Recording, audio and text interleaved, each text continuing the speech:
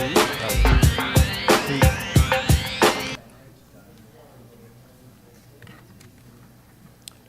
right, everybody is seated. Welcome to lecture number 5 in the Design Media Arts lecture series. I'm going to introduce to you 2 people from the Netherlands. Even though one is announced on the poster, but collaboration is one of his main things, so they come in pairs. Folkert Gorter received his Bachelor of Art in Interaction Design from the Utrecht School of the Arts, the school that I was at the same time. He then got his MA in Interactive Multimedia, moved to New York to work in interactive advertising, and started Super Famous Studios in 2004. In 2005, he moved to LA to work with virtual reality filmmaker Rene Daalder on several initiatives in experimental online communities, and one in particular they're going to talk about, which is Cargo. Cargo is a web publishing CMS and community building platform where everything from the ever-changing visual appearance of people's personal websites to the user interface is built around the work shared by its members. Their design philosophy is that the content is the cargo. Created by Folkert Gorter, Pangell and Rene Daalder, the service enables users to publish a wide variety of visual content with ease, effectively dispensing with the need to build costly custom portfolio sites. One of the reasons why this is an important presentation is because we're working on a project with Cargo together and see if there's a collaboration between Design Media Arts, the School of Architecture, and the art department here, but also SciArt. So without further ado, Folkert and Rene.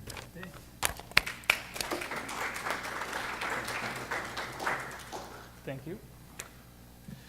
Yeah, well, I guess the reason I'm here is pretty much because I have had the privilege to know this guy for a few years, and we have been doing all sorts of interesting things together in that time.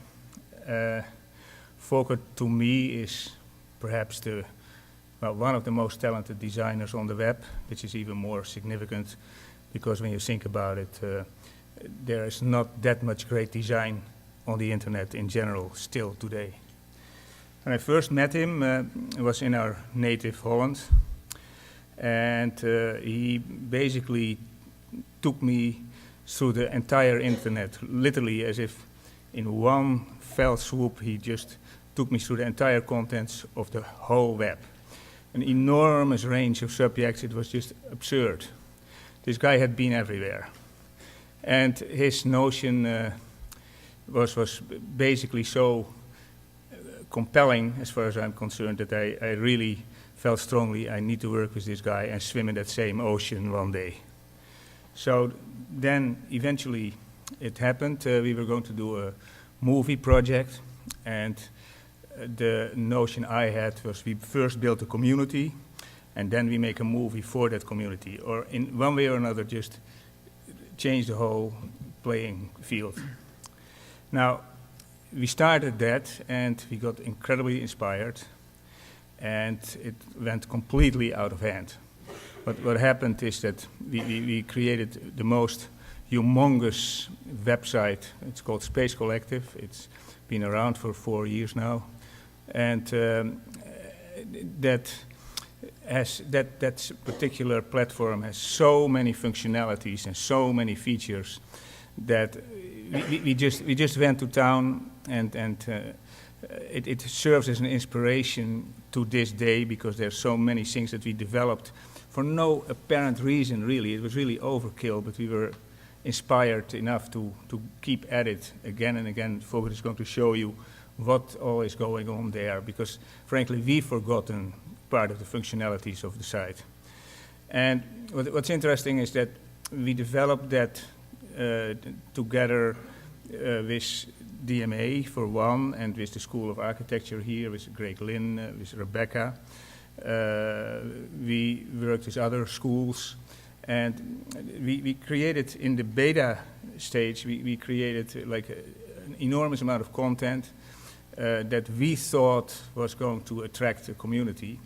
And we succeeded at that, and at that moment we were on our way to basically become community builders, I guess, in some way or another, and more about that in a second. So Folkert is going to show you a little bit about what Space Collective is. All right, well, thanks for the introduction, man. That was nice. So yeah, actually, well, so as Rene was saying, he was working on this notion of how to, use the internet to make a community around the movie before the movie actually exists. As he's been working in Hollywood for a long time, and traditionally, the advertising budgets are like say 50% of the movie budget or something. And That's right. And the notion was like, why don't we make a community first, and then make the movie, and that was the initial impetus, I guess, around which we started collaborating.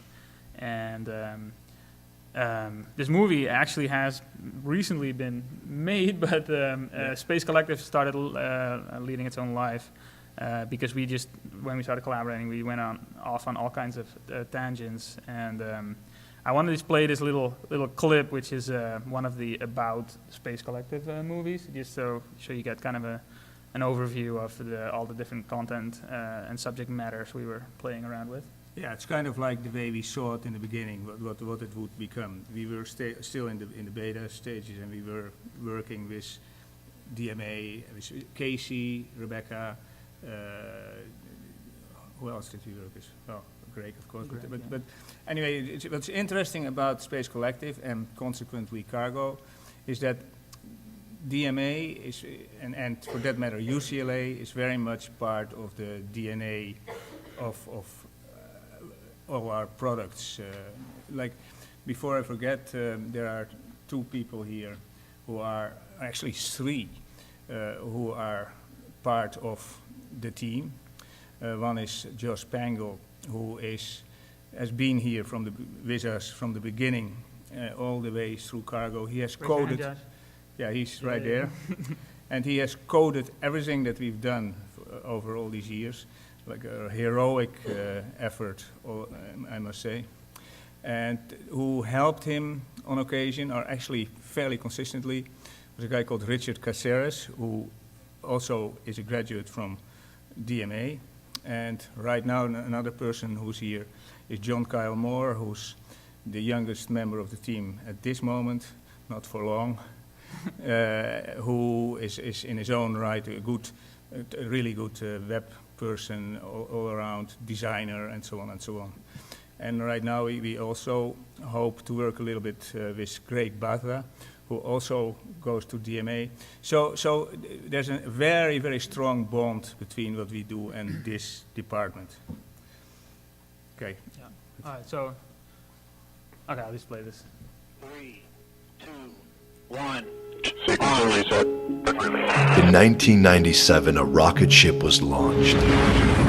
On board, it carried the ashes of 4 visionary minds who had been pushing against the boundaries of life on Earth to make the leap into space only after they had died. One of these posthumous space travelers was Timothy Leary, the controversial Harvard professor pursuing higher intelligence wherever he could find it, until his research of mind-expanding drugs landed him in jail. There, he extended his philosophical inquiries from inner space to outer space, writing about extraterrestrial lifestyles on islands floating in orbit. His ideas were inspired by the concepts of physicist Gerard O'Neill, whose human remains were also aboard the spacecraft, as were the ashes of space pioneer Kraft Erika, who claimed that the next stage in human evolution would be Homo extraterrestris. The 4th passenger to be buried in space was the mastermind behind the Star Trek TV series, Gene Roddenberry, who for many years had been lifting the spirits of television audiences around the world into the cosmos. Roddenberry's Star Trek: The Motion Picture was inspired by the golden disc that was put on board the Voyager space probes by yet another like-minded visionary, the late astronomer Carl Sagan. We are a way for the cosmos to know itself.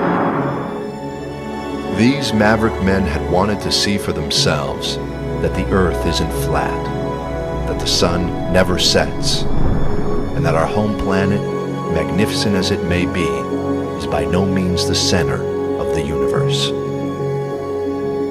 Now, promoters of the new space age, who have connected the planet through air travel, broadcasting, rocket design, and the internet, are expanding the collective reach of each and every one of us beyond planet Earth. These entrepreneurial individuals, corporate entities, and nations are joining forces to extend the boundaries of our terrestrial identity to the vantage point of the stars. Meanwhile, Space Collective is bringing together students, teachers, and individual users from around the world. The chaos and non-material architecture. Information. The internet. All working together to design the space settlements and advanced lifestyles of the future.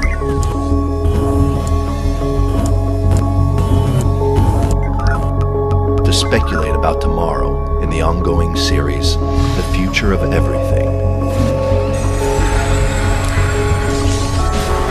To produce a full-length sci-fi documentary, The Terrestrials, in which the internet generation explores the frontiers of inner, outer, and cyberspace. To beam updates of Voyager's golden disk into space, reflecting on the current state of the planet, and to join and expand the intergalactic neighborhood.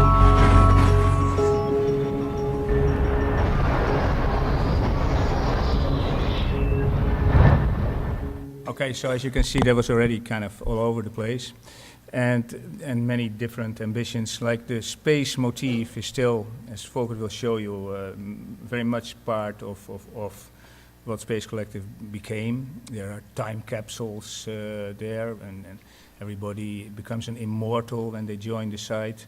And the word cargo comes from there, which all comes from that golden disc, basically. So those were the inspirations, and eventually, and we'll talk about that some other time, eventually a movie came out of it that is just about to be released. But this is the background against which Space Collective was done. And it's not so much about space in the end, what happened. The community we built was very, very much a futurist think tank, and is to this day. Nice, yeah. So essentially the challenge really was just interface design. It was all interfaces because we wanted to make a community basically for people that could be discussing these ideas about, man and machine and the future basically, and how to discuss all this stuff. So what we did is we came up with any interface we could imagine that would help the conversation. As in, when you're having a conversation with someone, instead of just using words, we wanted to really the words to be rich media content. So we made sort of a CMS, I guess, which is just an interface to be able to publish what's in your head, into the screen without too many hurdles in between, and it became essentially sort of an interaction design experiment. And I'm just gonna click around a little bit. Like this page here and it's all kind of getting a little old already. Like if we have been itching to update this to how what the web can do today, but it's it's still very much workable. But so Rene was always talking about like how can we overcome the linearity and the chronology or the chronological order of or nature of blogs. And when you post something, it's there one moment, and then when there's a new post, it's already half as important, and so on. And in a year, where is it? It's gone. And so I was always excited about the fact that forums, simple internet forums that basically were always around, were really interesting because of the simple fact that when you add a comment to a thread, it gets bumped to the top. You know, and that's a really powerful notion because, you know, and that for some reason was left out of the whole blogosphere situation. So what we did here is when you sign up for Space Collective, I'm just going to go to my own page here, and so these are my articles that I wrote. Yeah, I'm just going to go to Renee's too. So all of these are articles that people write. There's lots of functionalities that are part of this, where there's commenting on them. There's people can promote posts, you know, so good stuff gets floated to the top. There's favoriting. People can add these things called synapses, which are sort of connections to other posts in the network that anyone can add, sort of a collaborative, delicious embed. And so this is like a standard blog style. Like at the same time, I think that Space Collective was starting to evolve. You know, blogs were starting to evolve as well. And the notion that you could scroll down a page with this scroll bar was sort of new. You know, before that time, everybody tried to work above the fold. You know, 1024, 768, make it fit. And then, you know, people started breaking out of it, and it was kind of a radical thing. So, but anyway, so when there's comments on these things, they still get buried. So what we try to do here with this card interface is that it is a constantly, you know, posts can be constantly regurgitated and resurfacing by the fact that people continue to have conversations about them. So there's all these sort of filters where you can kind of like find posts, and you can find your own post and follow the conversations on that, or you can look at like what's most being talked about. Megan's post, Proposal for a New Society, is currently the most active one. There's lots of synapses. Anyway, so that's that. Then there's a whole bunch of projects we started doing, which is essentially, you know, subject matters that can contain all these posts. So users could start projects, and some of these are projects we also did with some universities, including this one here at DMA. One with Greg Lin, with his Studio Lin in the Angewandte in Vienna. And there's some at Otis. There was one at Columbia, I think. Columbia, yeah. Casey Rees did one, yeah. Yeah. Now, it should be said that that whole system still works extremely well, in that not one interesting post seems to ever get lost. So even a few years later, there's constantly stuff bumped to the top from 2 years ago, 3 years ago, 4 years ago. So somehow we did achieve some kind of archive that is not becoming dormant. It's still active in many ways and gets new comments and so on. Yeah, by in a way just simply reviving this old internet, the notion of bumping things to the top, essentially. Well, and because there's many different ways of looking for things. What's the most popular, or the people you follow, and whatever. So do you want to talk a little bit about the beta phase that we had and sort of populating it with content that we? Well, yeah. So one thing, and that this is consistent for everything that we've done, is how to set the bar and make sure that you get like intelligent and/or talented people, and not work for the masses per se. Our notion was always labor of love oriented, and making sure that we would like it as well, and would be engaged with it, which is important.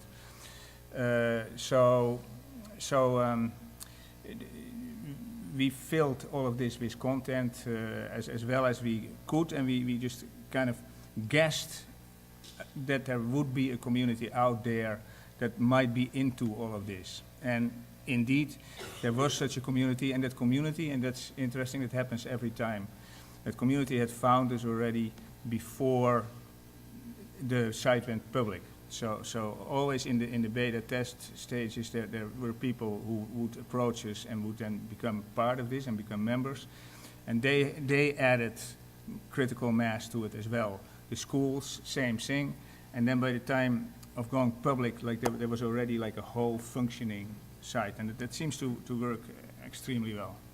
Yeah, and so the reason I'm just scrolling through this like onslaught of visual stuff is like this was one of our ways of setting the bar purely visually, because as I was saying, we wanted people to talk about these ideas using rich media, like using videos and pictures and audio and you know, just visual, just a rich visual language. So and in the same way that when we designed sort of the Space Collective interface, that had, like, for example, things like the Epiphanies section, for example, that are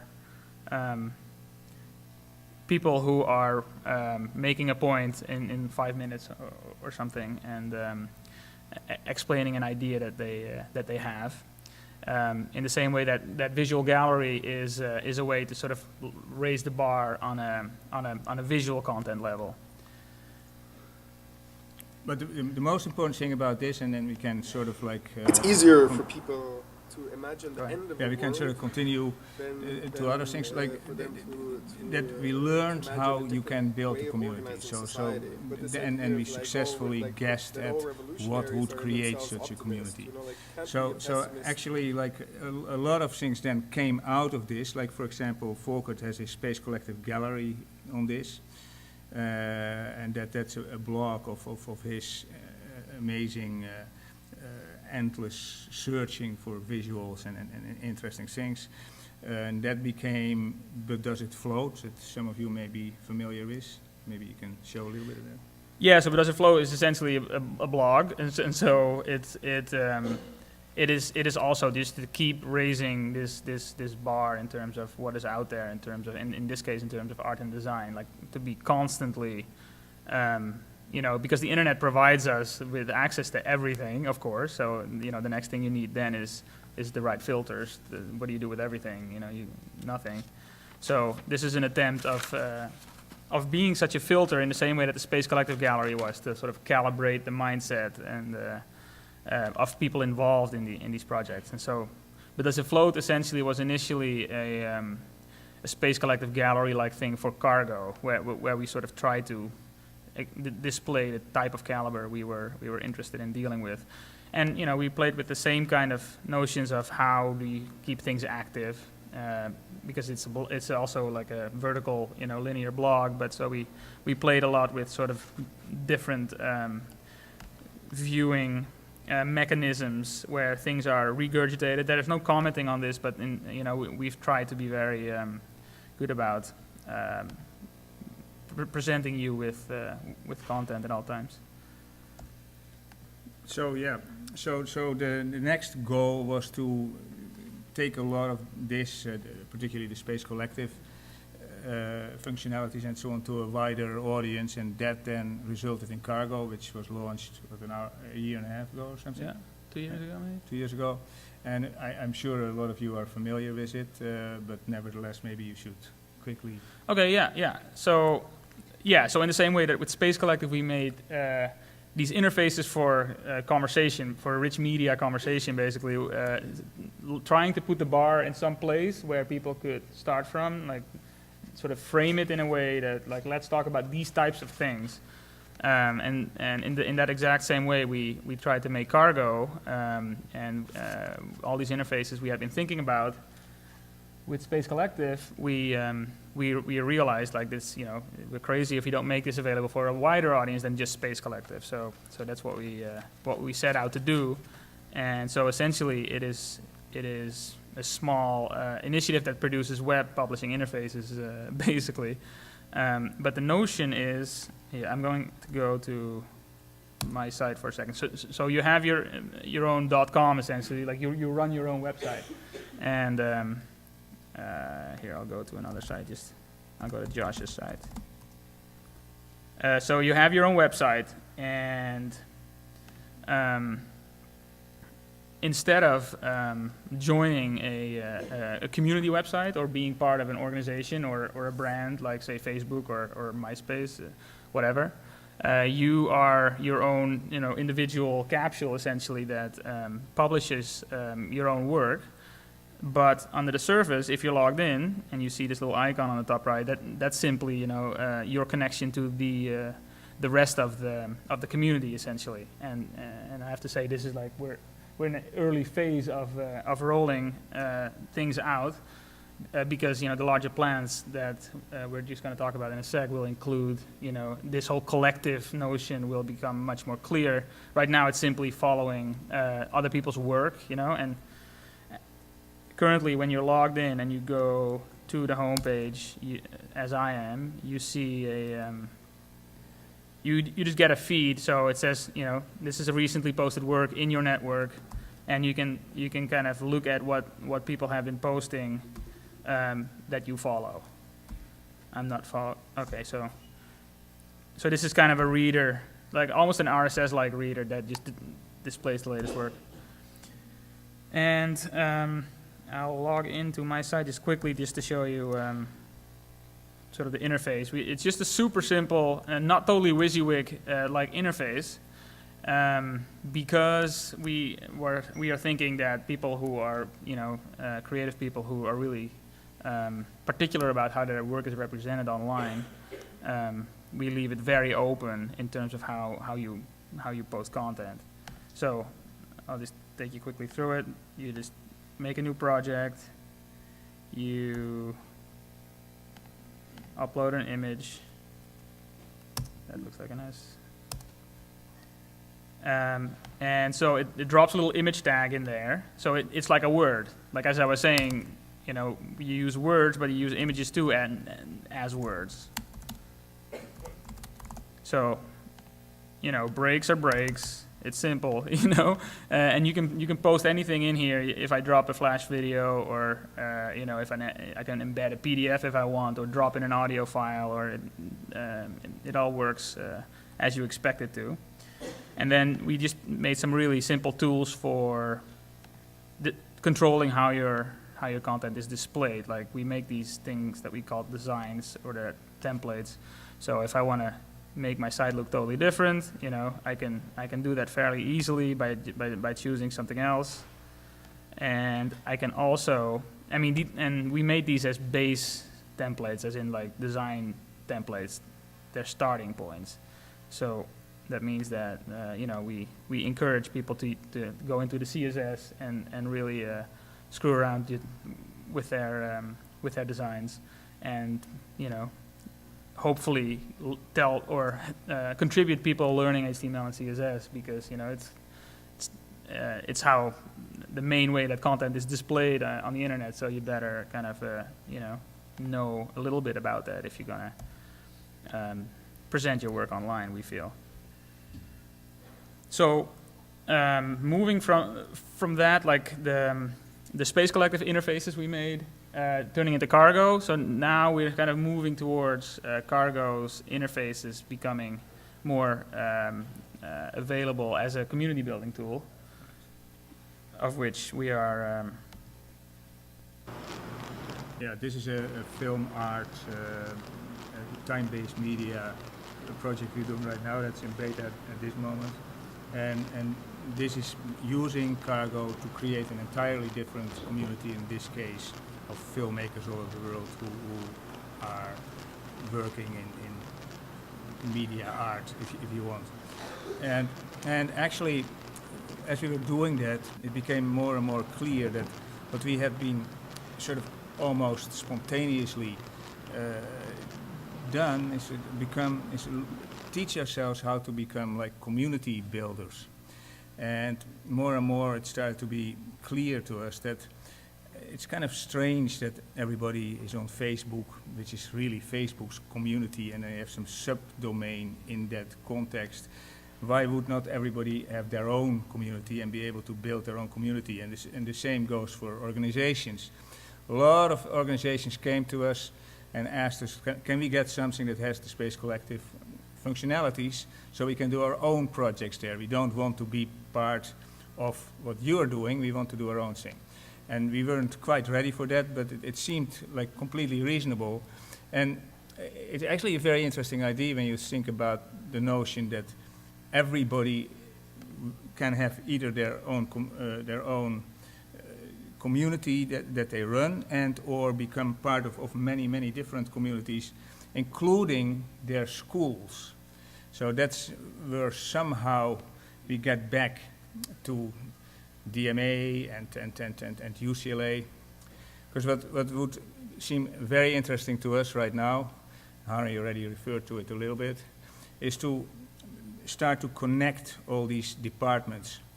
We learned while we were doing this and working with UCLA, we learned that there was always a plan to make these art schools here, these creative schools, School for the Arts, School for Architecture and DMA, to make them collaborate interdepartmentally, and how they never got their act together. They never came up with a solution to that.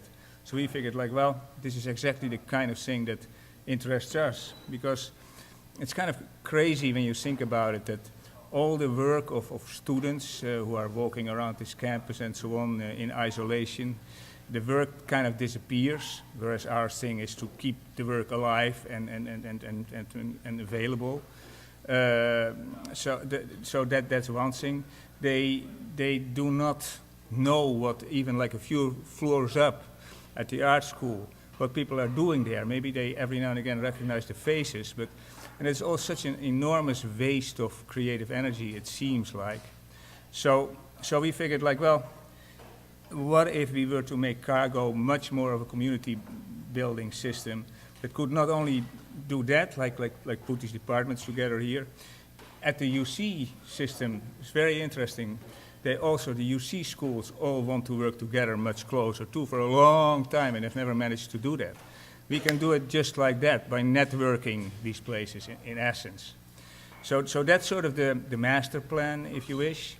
And if you want to be a part of that, then your support might be helpful in that respect. How many of you are aware of and or use Cargo, by the way?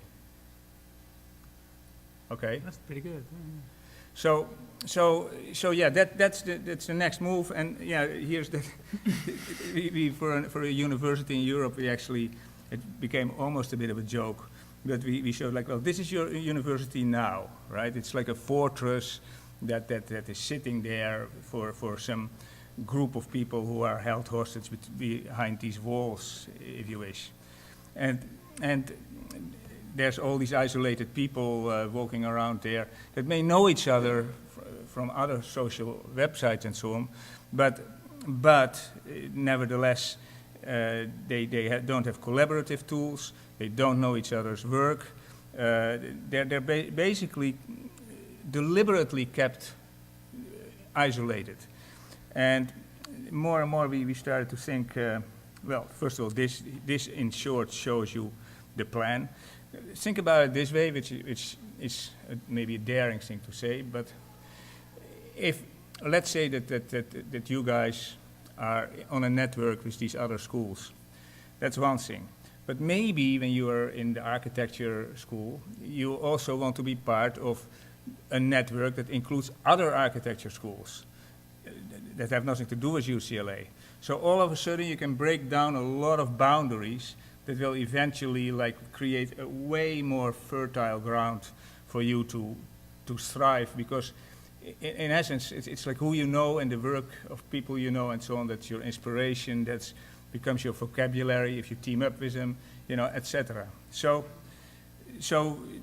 the idea then was to make Cargo a community of communities. So basically the Cargo infrastructure would allow all the communities to be independent and to do whatever they would want. For example, if you want to close off certain things, or if the institution would like to just keep things sort of contained, then you can put a wall around everything. That's easy.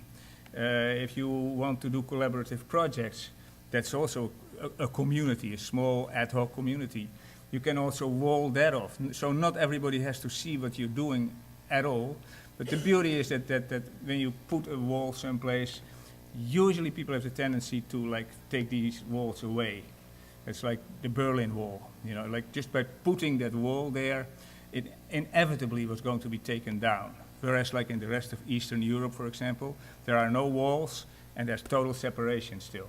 So walls are actually a very stimulating thing to have, to actually move on to a more connected world. And it's really strange that in our time, where first of all everybody is connected, and secondly, which is very, very multidisciplinary, very, very nice aspect of your school, by the way, the multidisciplinary aspect.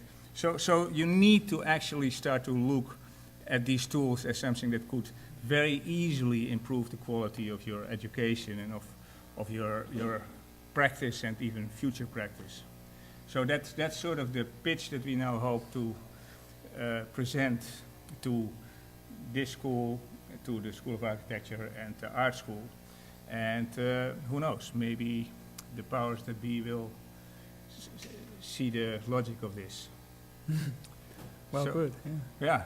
Yeah. So that, in a way, that's the spiel, right? I think that's the main thread of what we were trying to talk to you about. There's a few things we could go into more in depth, or we can kind of like make it a little bit more casual and talk a little bit more in a discussion forum kind of thing, or if anyone wants to ask a question. It would be great. I mean, like, are there any questions? Like, is this worthwhile? Okay, and one question leads to the next. Hold on. Microphone for people at home. At this point, there seems to be a lot of limitation on how much you can put on your site without paying a fee. Will that change for the university-based systems? Aha, that's a very good question. That's the one thing, right? We haven't quite figured that one out yet. But let's put it this way. So far, we've done everything pretty much on a labor of love basis, and we're not really in this for gain as of now. Okay, Yeah. who knows what happens in the future? Like, but well. Yeah, the other aspect to that is that it is true that there's a limit to the amount of projects you can create, but there's no limit to the amount of content you can add to your project, for example. So you can just post as many flash files or as many images or videos that you want. But yeah, it's actually a great question, because question. it's going to be very it's next on our list basically to tackle on a strategic level. And it's probably the most difficult thing we have to face yet. Very good. I have a question about the content. What happens to it? Like, who becomes the owner? Does it get stored on your servers, or does it stay on your own server? And how is that? I mean, that's another great question, and one we anticipated earlier as well. Like, what are we gonna say when they ask that? But mainly for scaling reasons, everything is on a content delivery network right now, as in a CDN, meaning it's distributed across different servers that will serve the content based on where you are. So if you're in Europe, you get served from a server farm in Europe somewhere, and so forth. So that's hard to beat in terms of like universities will have there will be some issues with where this content is and who owns it, but it'll have to be distributed on a CDN, because it's just too much to do in-house basically. But we can probably deal with it with actual contractually. I mean, Well, when you talk about the schools, the issue is almost more interesting. We don't own any content. Right, like basically maybe what we put on there ourselves. So let's be clear about that. But what's interesting is that you have more of an issue with the school. Like the school may own your content, but that's something that you have to deal with internally. That we are not going to meddle with that.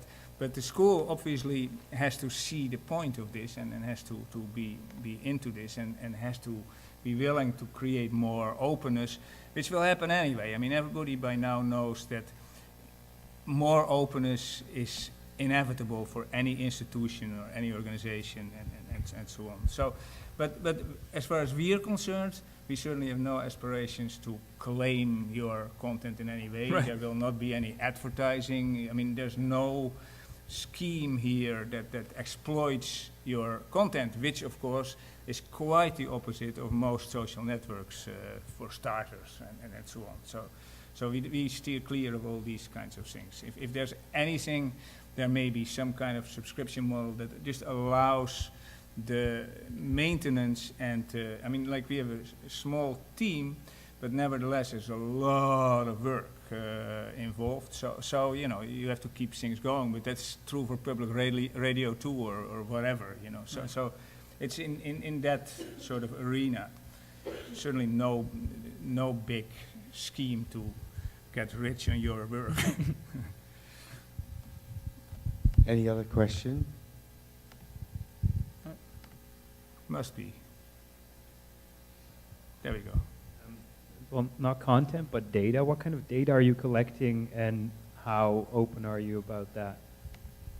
Yeah, we don't really collect any data other than your name and your email address, stuff like that. So, and some cookies, of course. But I mean, you have to realize that really, like, none of these things were born out of any financial plan or whatever. I mean, we have gone so far with some of these things just because we wanted to see them happen. It's ludicrous how and on the other hand, the beauty of what we've been doing is because there was no agenda, we always have been doing, well, this would be cool or that would be good, let's do that. You know, and that's how this all evolved, and that's what makes this whole team sort of a magical, like that team works, that's how you should work with your fellow students here and or in other departments and or perhaps other schools, as far as I'm concerned. Like these cooperative models that where everybody feeds on each other's creativity and so on, that's the way to go. I mean, that's why Pixar movies are great, because there's not just one director and one this and one that. It's basically a collective effort, which is why these movies ultimately are just much, much better than other commercial movies of its kind. That's why actually the whole CGI movie success is part of that, because it's all collaborative, and that's, I think that's really important, that there's not enough of a collaborative principle at work in any of these schools, and especially when you're part of DMA and so on. SciArc is another school which is multidisciplinary and so on. You've got to be as open as you can be, and then very good things will happen. That's the way we look at it. So what do you think would be the selling point, or what would be the hardest obstacle, you think? Is there still this idea that we need to protect our ideas and curriculum? Protect your ideas and curriculum. Well, I mean, that ultimately it's up to you, because like I said before, and we are not the ones who decide these things. You can wall everything off any way you want. So if you want things to stay as contained as they are now, then our system will allow you to do that. And you can also, you know, you can put a wall up and you can take the wall down, and you can you know, whatever. That's entirely out of our jurisdiction. So in a way, nothing changes. The only thing that changes is that students may tell you, like, well, take that wall down. That's about it. right, and also like the fact that if you want to start an online group, maybe the group is only about 2 students collaborating, or maybe the group is the entirety of DMA, or maybe the group is a class group. What we're trying to think about is to provide the tools that can make that happen. Because right now, if you want to make an online group or a club or a community, what do, right? Like, there's, of course, you can make a Facebook group, or you can go really in depth and download Ning and install it and have it hosted and all that. And so, and there's, you know, there's a few great ways of doing it, and what we're trying to do is sort of provide that functionality for people to create their own groups in a really sort of, you know, instantaneously design-minded way. So again, like, we also have no pretense that we want to tell you how to build any of these communities, big or large as they may be. Like, in that sense, you're just going to be provided with the tools to do so. That's it. The tools and perhaps, I mean, you know, working with Folkert, there's just no helping it that one way or another, even though you have many options to create your own projects, your own communities, whatever, he likes it to look good. So there may be lots of templates and lots of ways to change it, but it's always going to have to look good. That's sort of an Apple type problem, right? Oh, okay. I was kind of wondering how you guys actually are providing all the space and everything without advertisements and getting profit out of all of the profiles and everything. Because there are so many people that have the free accounts. Like, how are you maintaining that? Yeah, I mean, it's possible, as in, you know, people are that need more room and some more features here and there, pay for an upgraded account, which costs $66 a year, and that's sustaining the project, essentially. So yeah, that's really nice. So essentially, we are being, like our salaries that allow us to, you know, continue building this are sort of micropayments from all the creative community worldwide. So that's a really, I find that a really beautiful system. I mean, believe me, we are very idealistic to the point of foolishness. I mean, there's so far. So and if like when it comes to starting this out in another experiment, then it's all discussable how that will go down. With Harry and with Mr. Hitoshi and Mr. Russell and whoever they are. I don't know if you mentioned this, but I was wondering how many users you have at the moment. How big is the cargo collective?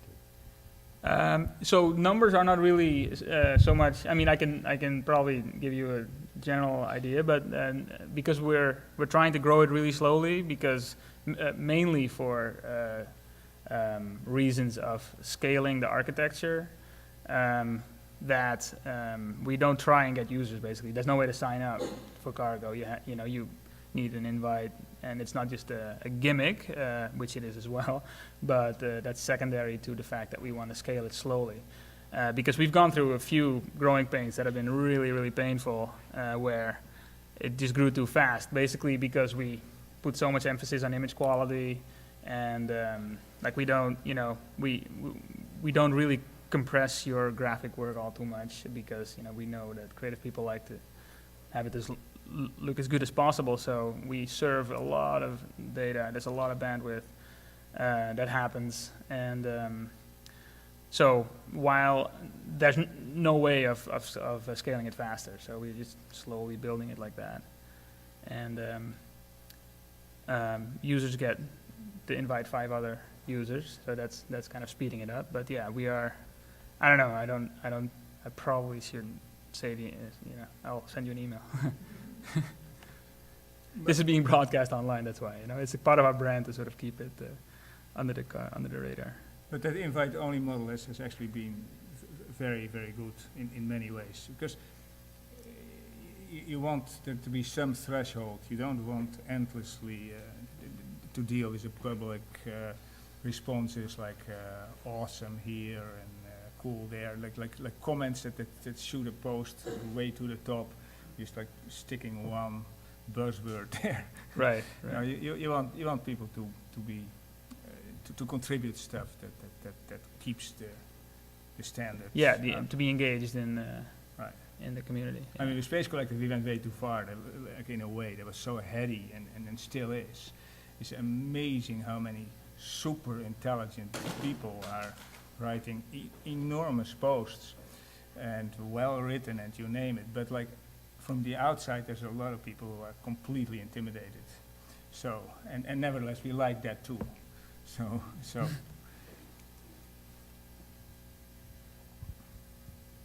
Any other questions? Well, let me ask you a question.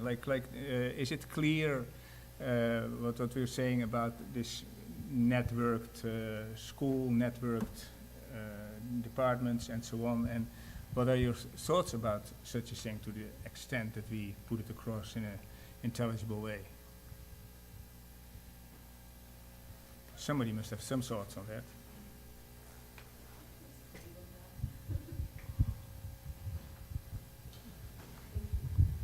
Sorry, I have a cold, but I think that, to me, all the time the students are looking for a way to be able to join, especially, you know, whether they're classes or something to connect with the art department, to the architecture department. To do it institutionally, like the way that, okay, you talk to this professor, you join this class, try to do this, it's so difficult, and I can imagine so beautifully how these can work to join you guys. I mean, there's so much is happening on your desks rather than happening in the cafe. And I think that it really would be so conducive. So honestly, I can't wait for it to happen. All I'm thinking is, of course, from our side, how do we get the darn money to make it happen? And how do we start, and how do we get everything? And I'm thinking already grants, okay, how do we put the seed money? Because it just has to happen. So I'm super inspired about this. Okay. Can you repeat that? The whole thing. No, I think the Design Media Arts inspired by- department Huh? is totally up Super for it. inspired by- Okay. I mean, we're just going to talk about the small house and obstacles, if there are any. But it's happening, yeah. Good, thank you. That's what we wanted to hear. I don't know if we can do this officially, but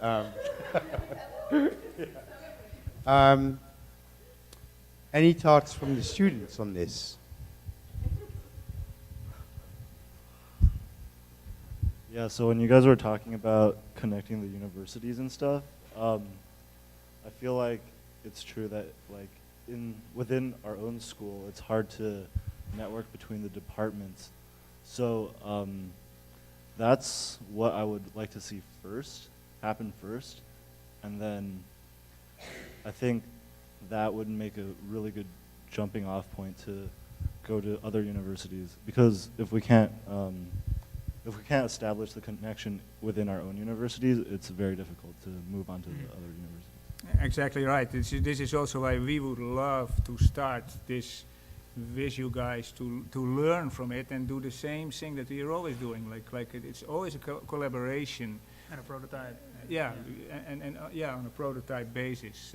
So like we are not going to impose anything. We want feedback. We want everybody to be part of a beta period and so on and so on. So I agree. So and what is elegant to me is that these three departments have been trying to solve this anyway for years, and they have not been able to do it. And then to take it broader, exactly the same is true for all the UC systems. So the desire to do so has existed for a long time, probably even before there was an internet. So it's very interesting that when the solution is here, that you even would have any hesitation that this is the way to go.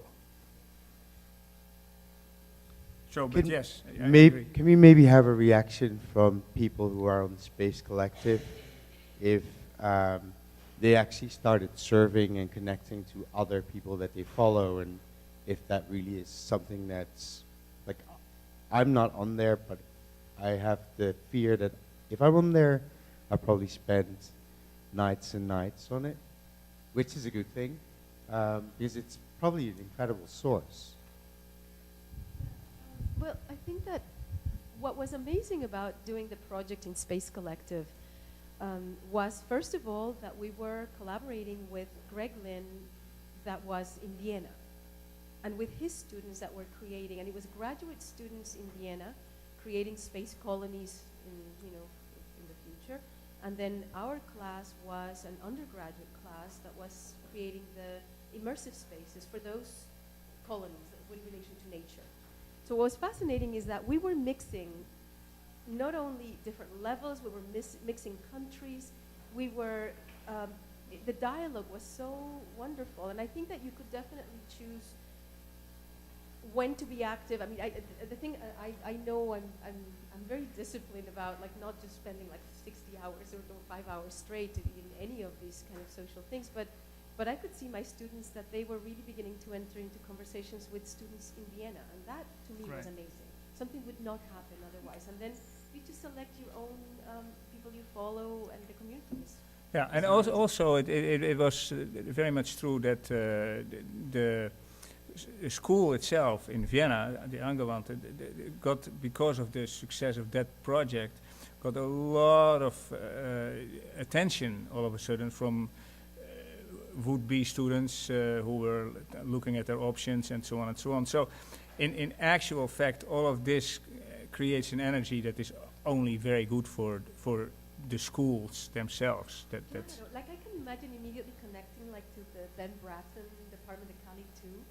It's just, it would be so much of the design research that they're doing there. It's something that, I mean, or even with Ramesh. I mean, it's just, I can imagine how you guys, it would just grow so much by having an opportunity of having these communities, because it really is what at times I feel that any school system lacks, and schooling the way that it used to be in terms of always I mean, you said that, Rene, so much. The way that the school always having the professor and the students and be very kind of structured within the class, and then nothing happens outside. It's kind of a little bit obsolete. It really is much what happens within those communities, how you guys really mature and evolve and grow. And basically let me give one example. Like, it's interesting when I'm saying that cargo is very much, and space flight is very much a product of DMA.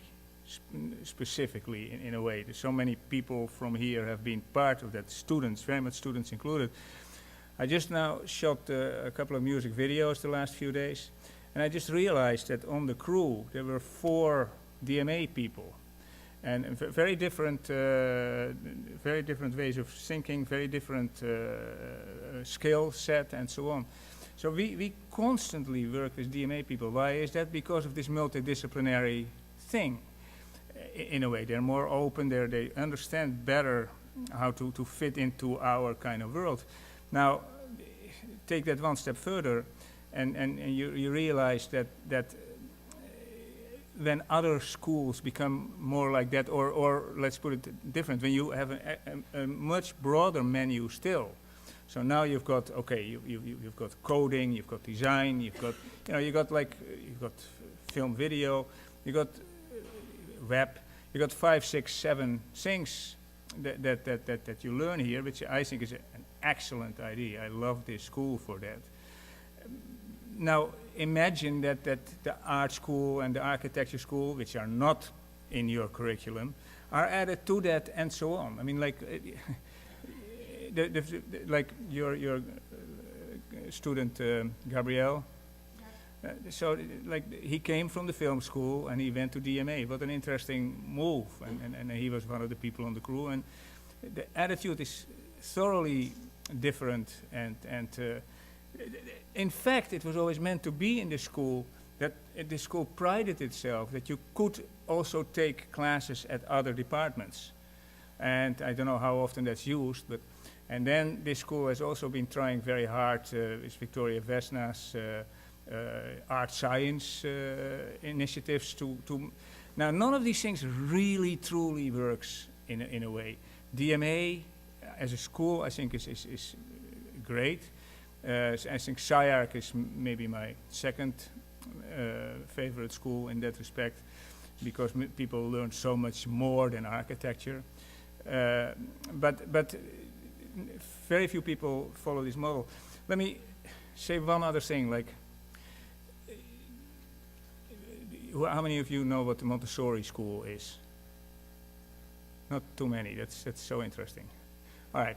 Well, that is an anti-authoritarian educational system that was put together by a lady in Italy like a century ago. But as it happens, the internet, Larry Page and Sergey Brin both say that they owe their success to their Montessori education. The same for Jeff Bezos of Amazon, the same for Jimmy Wales of Wikipedia, and it goes on and on. Now, why is that? That's interesting. That's because the whole web is a Montessori system. That's why that is. So check it out, and you'll understand what I'm talking about. And one thing that we always are astounded by is that what the web does, it clones itself forever. So everything that happens on the web is actually a sort of a mini clone of the entire web, right? That's basically what it is. It's just one humongous network becomes like subdivided in many different networks.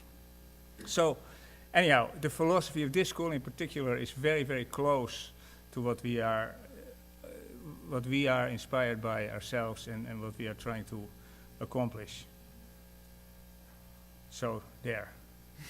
You picked the right school. It's like that's All right, anyone else with a remark or a question?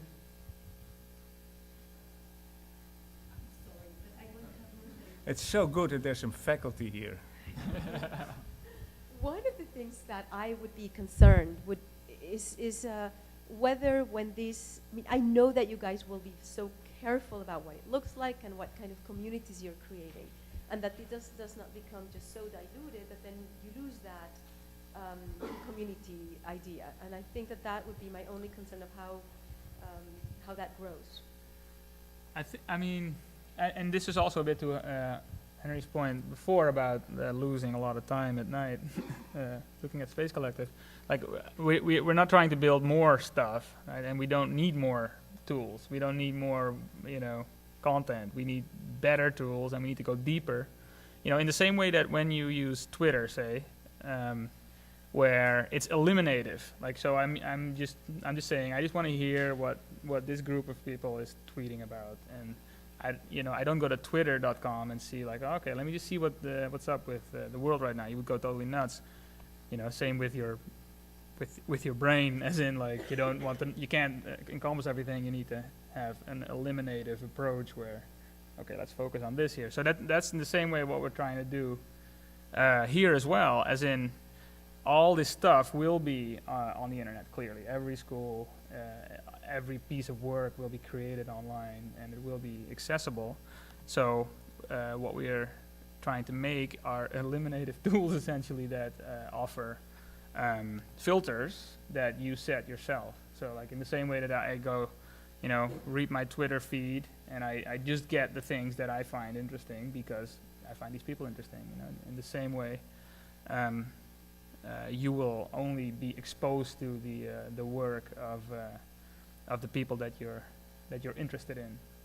So I think we need less. Well, we don't need less. We don't need more, and we need to go deeper, and that's what we're doing. Mm-hmm. And these are all big issues. Filtering, how do you do that? What's the best way to go about it? Archives, how do you organize these, keep them accessible? These are all issues that we are working on all the time, because this actually all the way from these time capsules that had our attention very much. Like, how do you create archives that will survive just the moment and remain accessible, etc. So these are the issues we philosophize about a lot and try to figure out. Anyway, if we are not going to get you there, then at this point I don't know who's going to get you there. I have a question. I don't know.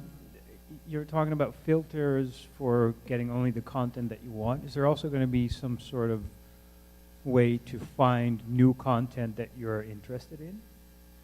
Sort of like a recommendation system, or like you should look at this person or something like that?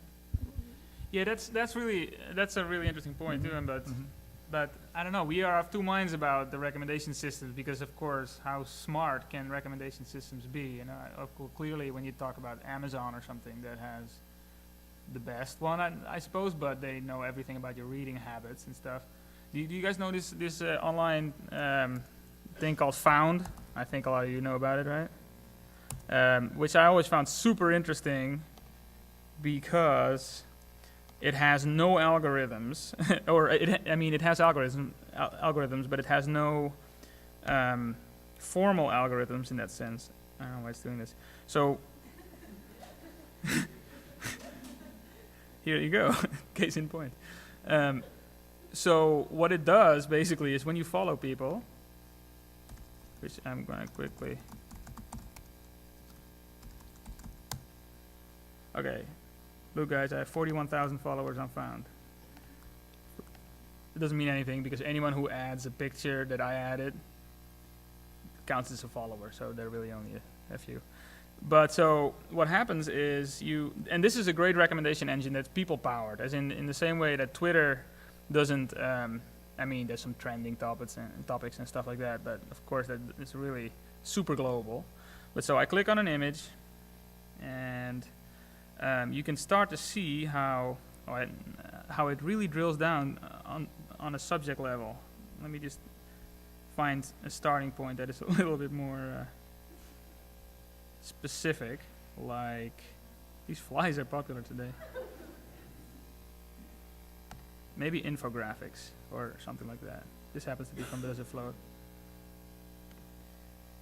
So what it does is you see an image, and this image has been saved by 49 people, and that what it does then is it looks at all those 49 people, and it looks at their top 10 most recently added images, and puts another filter on top of it that looks at, of that top 10, what's the most viewed of that top 10, and that is what's recommended next.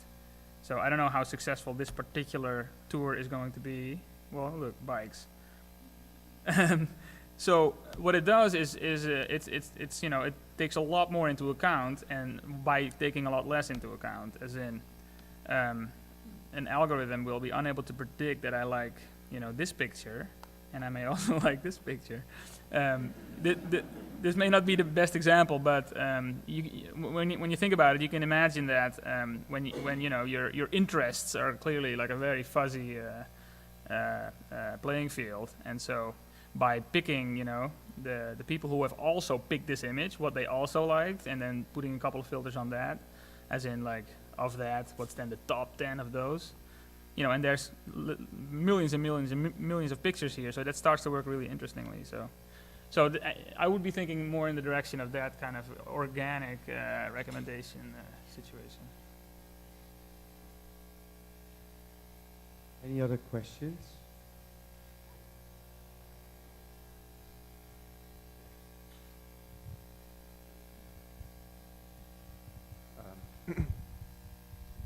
Hello?